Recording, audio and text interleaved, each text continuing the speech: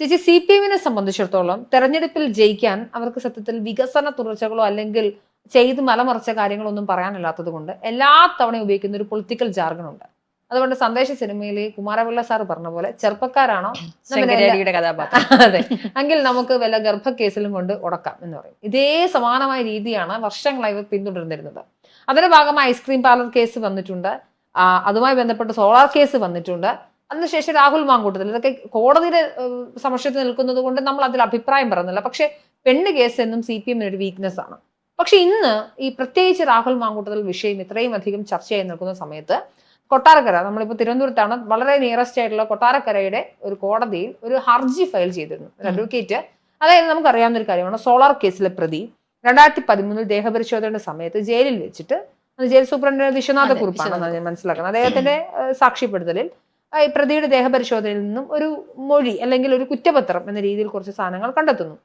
25 പേജുള്ള കുറ്റപത്രം എന്നായിരുന്നു CPM-കാർ പറഞ്ഞുകൊണ്ടിരുന്നത്. പക്ഷെ 21 പേജ് മാത്രമേ ഉള്ളൂ. അഡീഷണൽ വന്ന 4 പേജുകൾ, അതിലാണ് ഉമ്മൻചാണ്ടിയുടെ അല്ലെങ്കിൽ ബാലകൃഷ്ണന്റെ തുടർച്ചയായിട്ടുള്ള കോൺഗ്രസ് നേതാക്കളുടെ ഒക്കെ പേരുകൾ ഉണ്ടായിരുന്നത്. എന്നാൽ ഇത് പിന്നീട് എഴുതി ചേർത്തതാണെന്ന് സാധൂകരിക്കുന്ന കുറച്ചധികം തെളിവുകൾ വെച്ച് കൊട്ടാരക്കര കോടതിയിൽ ഹർജി ഫയൽ ചെയ്യുന്നു. ഹർജിയിൽ നിന്ന് വാദം കേൾക്കുന്നു. ജയിൽ സൂപ്രണ്ടന്റ് നേരിട്ട് ചെന്ന് 21 പേജുകൾ മാത്രമായിരുന്നുവെന്നും അഡീഷണൽ 4 പേജുകളെ കുറിച്ച് അദ്ദേഹത്തിന് അറിവില്ല എന്നും മൊഴി നൽകുന്നുണ്ട്. അതായത് CPM-കാരുടെ പ്രധാനപ്പെട്ട ഒരു പരിപാടി ഇല്ലാത്ത രേഖകൾ കൃത്രിമമായി ചമച്ച് ആളുകളെ അതിനൊരു പ്രത്യേക പ്രതിഭ തന്നെയുണ്ട്. അപ്പൊ അങ്ങനെ ഒരു പ്രത്യേക സാഹചര്യത്തിൽ കൂടിയാണ് നമ്മൾ രാഹുൽ മാങ്കൂട്ടത്തിൽ വിഷയത്തെ വരുന്നത്. അതായത് ഈ പെണ്ണ് കേസ് ഇല്ലാതെ ഇവർക്ക് ജയിക്കാൻ ഒരു കഴിവില്ലേ? ഇല്ല, അവർക്ക് പറയാൻ വികസനം, അവർക്ക് അതാണ്, അങ്ങനെയാണല്ലോ, ലഹരിയും സെക്സും ഒക്കെ ചേർന്ന ഒരു പ്രത്യയശാസ്ത്രമായി മാറ്റിയിരിക്കുകയാണ് പിണറായിസം. നമ്മൾ ആ കമ്മ്യൂണിസത്തെയോ അല്ലെങ്കിൽ പഴയ കമ്മ്യൂണിസ്റ്റ് ആശയത്തെയോ, നല്ല നല്ല കമ്മ്യൂണിസ്റ്റുകാരൊക്കെ ജീവിച്ച് മരിച്ച ഒരു സ്ഥലമാണ്. പക്ഷേ ഇന്നത് പിണറായിസ്റ്റുകളും പിണറായിസം വളർത്തിക്കൊണ്ടിരിക്കുകയാണ്. ആ പിണറായിസം വളർന്നതിലൂടെ തളർന്നു പോയ ഒരു സംസ്ഥാനത്താണ് നമ്മളെല്ലാവരും ജീവിച്ചിരിക്കുന്നത്. അവിടെ ഇന്ന് ഇതിനപ്പുറം മറ്റൊന്നും പ്രതീക്ഷിക്കാനില്ല. കാരണം 2013 മുതൽ നമ്മൾ കേൾക്കാൻ തുടങ്ങിയതാണിത്. ശരിക്കും പറഞ്ഞാൽ ഒരു സൗരോർജം, പിന്നെ അല്ലെങ്കിൽ കാറ്റാടി യന്ത്രം, ഇതുമൊക്കെ ആയി ബന്ധപ്പെട്ട ഒരു വ്യാവസായികമായ ഒരു സ്ഥാപനം, ഒരു ടീം സോളാർ, അതിൻ്റെ ഒരു പണം തട്ടിപ്പ് കേസ്, പണം വാങ്ങിക്കൊണ്ട് ലക്ഷങ്ങൾ വാങ്ങിക്കൊണ്ട് ഇതൊക്കെ തട്ടിപ്പ് നടത്തിയ ഒരു കേസ്. ആ പണം തട്ടിപ്പ് കേസിനെ എത്ര മനോഹരമായ ഒരു കവിത പോലെ അവർ ആ ഒരു ലൈംഗിക ആരോപണങ്ങളും എഴുതി ചേർത്ത് ഭയങ്കര മാർക്കറ്റ് ഉണ്ട്. ശ്രദ്ധിച്ചിട്ടുണ്ടോ? ഇപ്പൊ നമ്മൾ സ്വർണ്ണക്കൊള്ള ചർച്ച ചെയ്യണമെന്നൊരു ദിവസം പോലും നമ്മളെ പോലും സംബന്ധിച്ചിടത്തോളം ഇന്ന് നമ്മൾ ചർച്ച ചെയ്ത 2 വിഷയങ്ങളും ഈ ഗതികെട്ട രാഷ്ട്രീയം ഇങ്ങനെ ആയതുകൊണ്ട് ഇങ്ങനെ ആയി പോവുകയാണ്.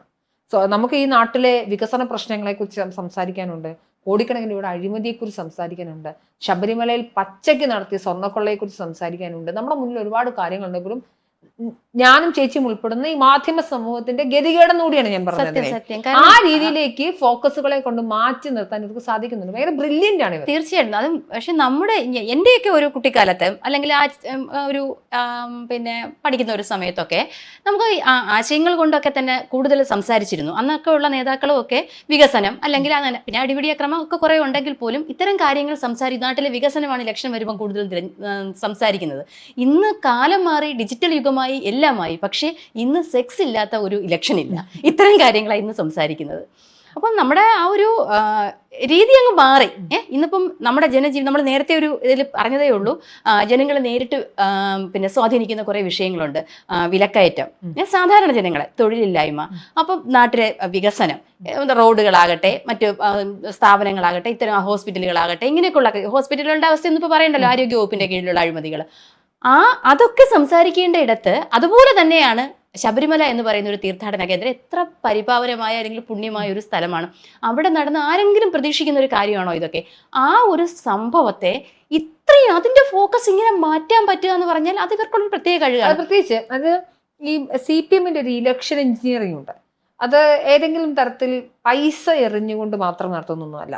അവർക്ക് വലിയൊരു കേഡർ പാർട്ടി ആയതുകൊണ്ട് തന്നെ നമ്മളിപ്പോൾ പറഞ്ഞ പോലെ കുറച്ചുകൂടി താഴെ തട്ടിലുള്ള ജനങ്ങളിൽ വരെ എത്തി നിൽക്കുന്ന തരത്തിലുള്ള ഒരു കേഡർ വ്യവസ്ഥിതി ഉണ്ട്. അപ്പം ഈ സൈബർ സഖാക്കൾ എന്ന് പറഞ്ഞു കഴിഞ്ഞാൽ ഇതിന്റെ പടയാളികളാണ്. പണ്ട് ഈ എന്താ പറയുക, ബാത്റൂമിൽ നമുക്ക് വെറുപ്പുള്ള ഒരു പെണ്ണിന്റെ പേരും നമ്പറും കൊണ്ട് എഴുതിയിരുന്ന പോലെ തന്നെയാണ് സൈബർ സഖാക്കൾ കൊണ്ടുവന്ന് ഇങ്ങനെ സോഷ്യൽ മീഡിയയിൽ കൊണ്ട് എഴുതി പരത്തുകയും ഇല്ലാത്ത കഥകൾ ഉണ്ടാക്കുകയും ഒക്കെ ചെയ്യും. നമ്മളിപ്പോഴും രാഹുൽ മാങ്കൂട്ടത്തിനെ ന്യായീകരിക്കുകയോ ഒന്നും ചെയ്യുകയല്ല. പക്ഷേ ഈ ഒരു വൃത്തികെട്ട പൊളിറ്റിക്കൽ തന്ത്രം അത് യഥാർത്ഥത്തിൽ കേരളത്തിൽ അവതരിപ്പിച്ചതും കൊണ്ടു നടക്കുന്നതും ഉപയോഗിക്കുന്നതും എല്ലാം CPM. എന്നിട്ട് ഇവർ വലിയ വികസനത്തെക്കുറിച്ചും ആധുനികതയെക്കുറിച്ചും ഇവർ വാചാലരാവുകയും ചെയ്യും. അതുകൊണ്ട് തന്നെ അടിസ്ഥാനപരമായി ജനങ്ങളെ കബളിപ്പിക്കുകയാണ് അല്ലെ. ഞാൻ എപ്പോഴും പറഞ്ഞ കാര്യമുണ്ട്, സാധാരണക്കാരായ ജനങ്ങളെ സംബന്ധിച്ചിടത്തോളം അവരുടെ റിക്വയർമെന്റ്സ് വളരെ വ്യത്യസ്തമായിരിക്കും. അവർക്ക് വേണ്ടുന്ന പല പല കാരണങ്ങളുണ്ട്. അപ്പം ഇവരെല്ലാം ഇടയിലേക്ക് അതായത് കൂടുതൽ ജനകീയമാകും. നമ്മളെപ്പോഴും മാധ്യമ സ്ഥാപനത്തിൽ വർക്ക് ചെയ്യുന്ന നമുക്കറിയാം, ഏറ്റവും അധികം ആളുകൾ വായിക്കുന്നത് സോഫ്റ്റ് പോൺ സബ്ജക്റ്റുകൾ അല്ലെങ്കിൽ ക്രൈം ന്യൂസുകളാണ്.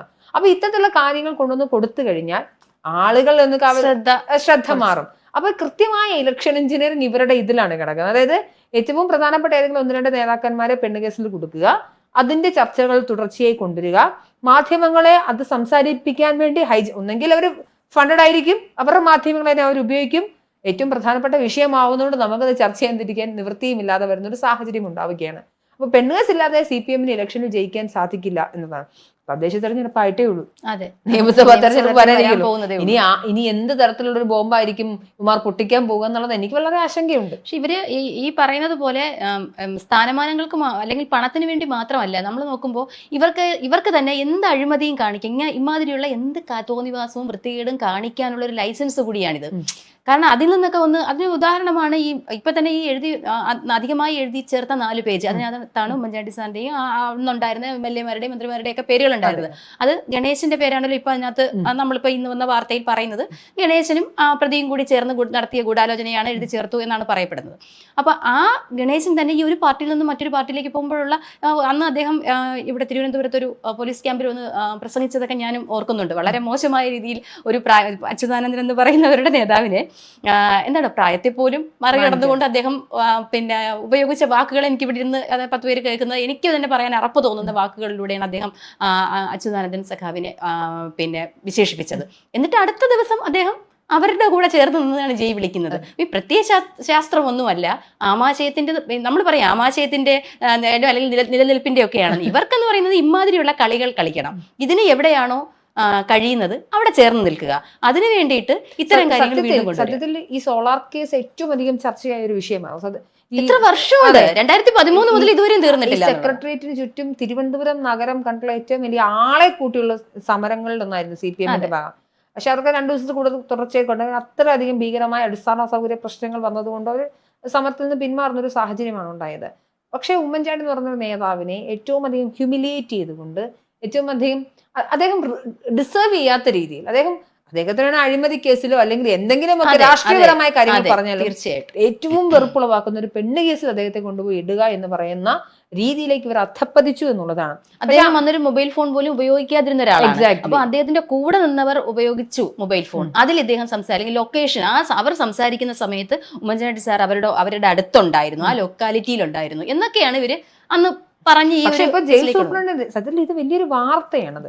ജയിൽ സൂപ്രണ്ടിന് വന്നിട്ട് 21 പേജേ ഉള്ളൂ, അഡീഷണൽ 4 പേജ് കൂട്ടിച്ചേർത്തതാണെന്ന തരത്തിൽ മൊഴി കൊടുക്കുമ്പോൾ ഇത് പ്രൈം ന്യൂസ് ആണ്, സത്യത്തിൽ ഒരു ബ്രേക്കിംഗ് ന്യൂസ് ആണ്. പക്ഷെ അതിലേക്ക് പോകാൻ പറ്റാത്ത വിധം ഇന്ന് വേറെ പിന്നിൽ പൊയ്ക്കൊണ്ടിരിക്കുകയാണ്. അതാണ് കഥകൾ ക്രിയേറ്റ് ചെയ്യാൻ. എക്സാക്ട്ലി. അപ്പൊ ഞാൻ എൻ്റെ ഒരു കൺക്ലൂഷൻ പറയുകയാണെങ്കിൽ അടിസ്ഥാനപരമായി CPM എന്ന് പറഞ്ഞ സംഘടനയ്ക്ക് ഇലക്ഷനിൽ ജയിക്കണമെങ്കിൽ അവരൊന്നും ചെയ്തിട്ടില്ല. കഴിഞ്ഞ 10 വർഷമായി ഇവരൊന്നും ചെയ്തിട്ടില്ല.